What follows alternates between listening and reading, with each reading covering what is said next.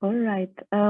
Yeah, so thank you very much, Emma, for the introduction, and very nice to see so many faces today from all over the world. Um, Hello from quite cold Vienna. My name is Anna Pur, and I am one of the newest members of the Austrian Committee of the Blue Shield, where I mainly do communications. Wait. Stop.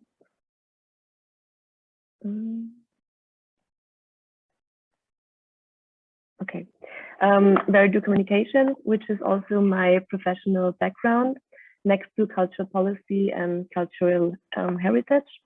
And today I will guide you through our presentation. We'll tell you a bit more about Blue Shield Austria, how it is structured, what has been done in the past, but much more what we are currently doing.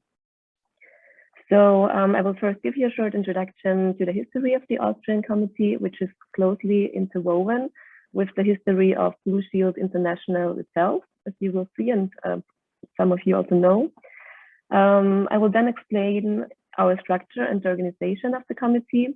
We'll mention some of Blue Shield Austria's past activities, but I will particularly highlight the current activities in 2021, as I can speak much easier from things where I have been part of.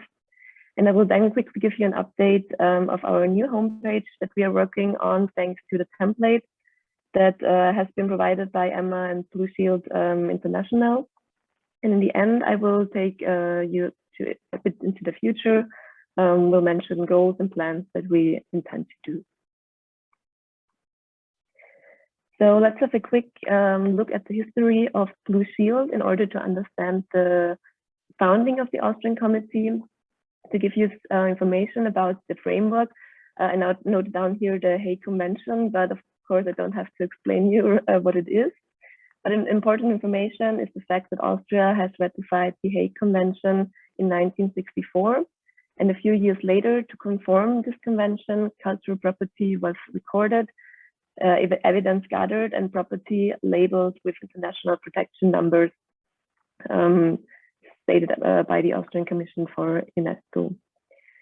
A few years later, the history of Blue Shield starts. As I stated before, the history of Austria, of the Austrian Committee is strongly linked to the creation of the Blue Shield in general, as the Austrian National Committee is one of the founding members of the Association of the National Committees of the Blue Shield, which was established in 2008 to coordinate the work of the national committees.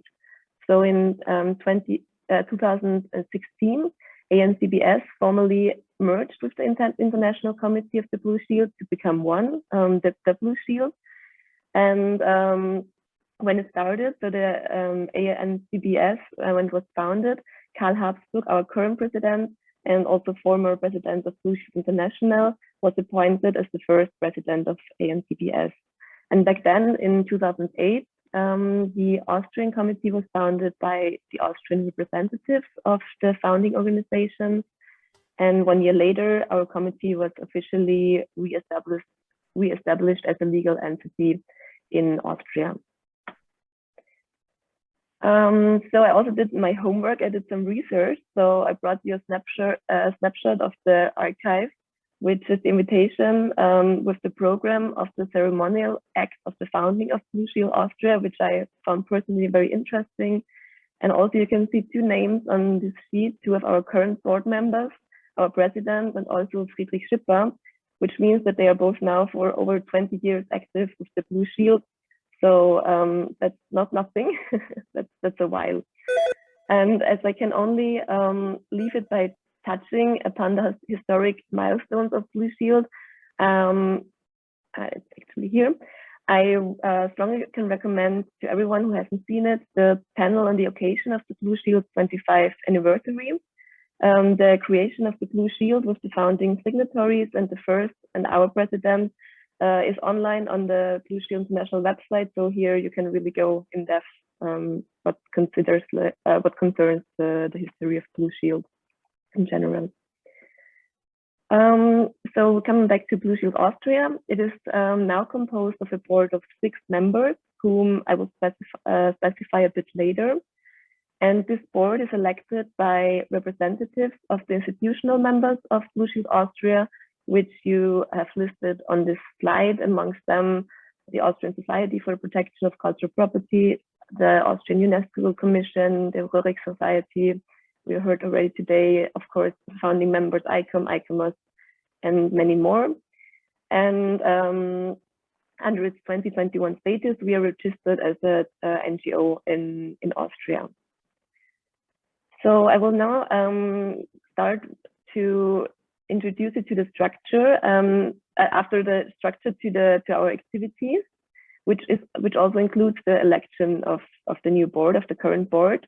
So on May 21st, we organized an information event for interested institutions in order to inform about the work of Blue Shield. This was followed by an extraordinary general assembly 1 week later, and due to the pandemic, both events took place online. You can see here a screenshot similar to what we are doing now. The General Assembly included also a review of the past board, of the activities of the past board, and concluded in the election of the new board. So I will present you now our board 2021. It's our president, whom I don't have to introduce you so much, I guess. Then the vice president, Peter Harold, he's a former CEO of an Austrian bank, a member of several advisory boards in the finance sector. Then Friedrich Schipper, you heard him today. He's archaeologist and CPP expert officer with a very broad knowledge from cultural history to the Asian Near East, to CIMIC and peacekeeping. Then we have Leda Strobel, who also introduced herself today, who is an expert in protection of cultural heritage with a strong focus also on international human law. And both of them are, for over 10 years, part of Blue Shield Austria. And the new faces, that's me and Konstantin. So I was contact point for CPP at the Austrian mission to NATO in Brussels. And I did also a master's in cultural studies with focus on cultural heritage protection in conflict zones and crisis situations, where I did research in Lebanon last year for 2 months. And then Konstantin, he is a studied art historian who is also owner of a castle himself, in which he put lots of effort to revitalize it and make it used for the public. And you will hear more of that in a bit. So with this board, we started to plan to organize. We have regular meetings, and I will now go chronologically of the activities that happened this year. So the first event as a new board was in June. There we organized the Blue Shield anniversary event to strengthen the cooperation between the Austrian Armed Force and at the military academy. So it was called Cultural Heritage in the Crossfire, 25 years Blue Shield. And here you can see the new board with the Defense Minister, Claudia Tanner. She was speaking next to Karl Habsburg, then also the commander of the military academy, and UNESCO sent a message from Paris. This was also one of the foundation stones that was laid for the possible creation of a CPP Competence Center, which is up to now under discussion. From 1st to 15th July, the annual Summer Academy took place across Austria, focusing on the UNESCO World Heritage Cities of Vienna, of Graz, and also of Salzburg, as well as World Heritage regions, for example, Semmering, Wachau, Hallstatt, you might know. And on-site discussions took place with scientists, conservators, cultural managers, tourism experts, architects, and communication experts, amongst others, in order to gain insight into the complex structure of the preservation of cultural heritage, but also to identify the communication services required to meet the requirements of the UNESCO World Heritage Convention with regard to participation, city marketing, and urban development. And this academy exists already for several years, and it's always a successful summer event. Take a sip. So the next activity was on 8th July. President Habsburg visited with our board member Lena Tartu in Estonia, and participated with the mayor in a roundtable at the Tartu Town Hall. The topic of the event was the protection of cultural property in emergency. And the roundtable was also joined by the chairwoman of the Röhrig Society, Lela, then a representative of the Röhrig Museum in Moscow, art historians, and representatives of the Ministry of Culture. And here you can see on the right side, President Habsburg telling about the Blue Shield mission in Lebanon after the Beirut port blast in 2020. On 7th September, a panel discussion was organized in Salzburg, where Karl Habsburg talked about his experiences in the Turabtin in 2020, where he visited historic churches and monasteries of the Christian minority. At the event, he emphasized the historicity of Turabtin as a world cultural heritage, which belongs with the Aramaic language to the origin of Christianity and should therefore be brought to the attention of the world community. And in the picture, you can see also known faces. So in the middle, that's the president. On the right side, Friedrich Schipper. On the left side, there's Joan from the Lebanese committee, with whom I worked also at an NGO, Biladi, in Lebanon. And next to her, that's Aho. He is also a member of the Blue Shield Austrian Committee, and is an expert. He is actually from Turabtin and is an expert in this regard. So on a conference on international religious freedom and peace was hosted in Armenia from 9 to 10 September 2021, where Blue Shield Austria attended. Protecting religious and ethnic minorities and preserving cultural heritage was just one of the topics that were discussed. There are fears for the preservation of thousands of Armenian churches, monasteries, historical monuments, and archaeological sites located in the area of Karabakh that Yasmin also mentioned today. At one of the podium discussions, our board member Leda presented, amongst others, the activities of Blue Shield and the implementation of international humanitarian law in the work of military and civil organizations in the event of armed conflicts. And yeah, we are happy that today we have also colleagues from there and that they are interested in creating a Blue Shield committee in their country. On the occasion of the Austrian Monuments Day, which is coordinated by the Federal Monument Office and takes place every year on the last Sunday in September in Austria, we organized a symposium that addressed the relevance of cultural heritage and the protection of cultural property on a national and international level. This took place at the Castle of Grades, which is a medieval castle whose history goes back into the Middle Ages. It has been carefully revitalized and made accessible to the public since 2015, when I'm not wrong, by our board member Konstantin. And the extensive renovation work actually finished on Monuments Day. So the day before, there were still workers there.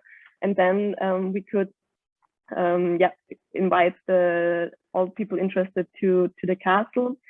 So the program started with guided tours through the castle, which included a visit to Austria's oldest intact open fire kitchen that you can see here on the right side. And later there was actually a fire burning, so it was very impressive. And in addition to the castle tour, I curated a photo exhibition by the Austrian Lebanese photographer Tanya Trabulsi, whom also came from Lebanon. And I met her when I was researching for my master thesis in Beirut, where I worked with Biladi. And Tanya's exhibition showed the complex and restless relationship in terms such as home and memory that has influenced Tanya's photographic work over the years, as she was raised up in Lebanon and Austria, so between two different cultures. In the afternoon, we organized the symposium on cultural heritage that included topics such as the preservation of monuments by Konstantin, CPP in the military sector by the new officer of the National Defense Academy, which is a woman, very good, the threat and culture in Armenia by Yasmin, and also an overview of Blue Shield's international mission given by Karl Habsburg. And the day ended with a final reception and some good Austrian wine, so I'm also now about to conclude, but For now, I would like to give you a little insight to the latest progress in terms of communication. When I became member of the board, it was clear for me that I would first like to do something with our website, as it is a bit outdated. Luckily, Emma informed me that the template is already under construction for a while, which was then ready to use a few months later. So I'm currently finishing our new homepage website. The template is very easy to use, and it's very handy as a lot of information is already embedded in the page. And as soon as the content uploaded is finished with uploading, the old website URL will be transferred to the new one, and then we also have a good representation in the virtual space. So last but not least, I want to give you a few points that's like our strategies, plans, and goals for 2021. So we'd like to continue awareness raising. We plan regional events all over Austria. A Blue Shield Award would be also an idea from our committee to raise awareness, and a conference on the next year's anniversary, the 50 years World Heritage Convention. We continue our work in education and training. So as I mentioned, there is the possibility of a military CPP competence center, which would be really great. Then also our expertise in IHAL and peacekeeping. We will organize things for experts, symposiums, conferences. Then, of course, the building bridges part, which I found as one of the key factors.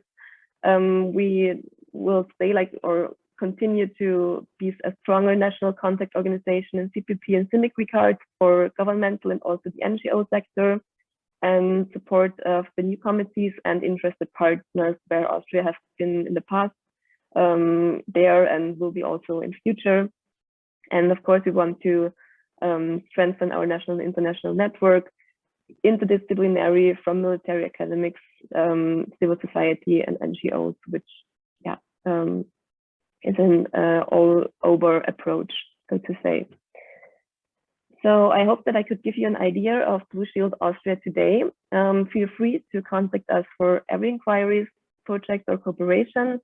Thank you for your attention. And if there are any questions, there are also other board members amongst us from Austria. I think I talked enough today. No, I'm kidding. Thank you very much. And I look forward to meet you all soon again via Zoom or in person.